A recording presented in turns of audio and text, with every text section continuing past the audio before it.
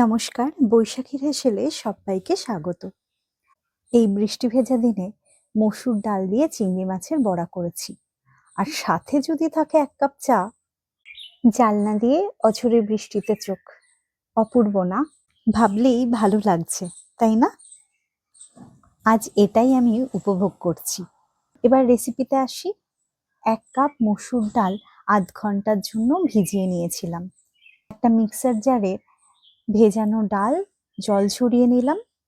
তাতে চিনেবাদাম নিলাম 3 টেবিল চামচ মতো।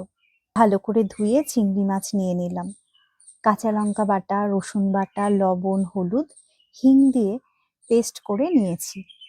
এরপর সেই পেস্টের মধ্যে জিরে গুঁড়ো, কালো জিরে, চিনি, বড় দুটো পেঁয়াজ কুচি দিয়ে ভালো করে মেখে নিয়েছি।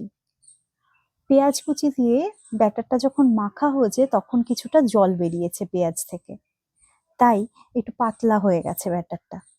এই কারণে 2 টেবিল চামচ মতো চালের গুঁড়ো অ্যাড করে দিয়েছি, দিয়ে আবার একটু মেখে নিয়েছি।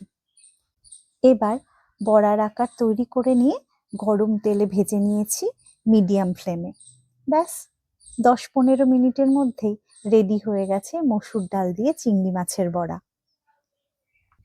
মিডিয়াম ফ্লেমে বড়াটা ভেজেছি বলে ভীষণ ক্রিস্পি হয়েছে।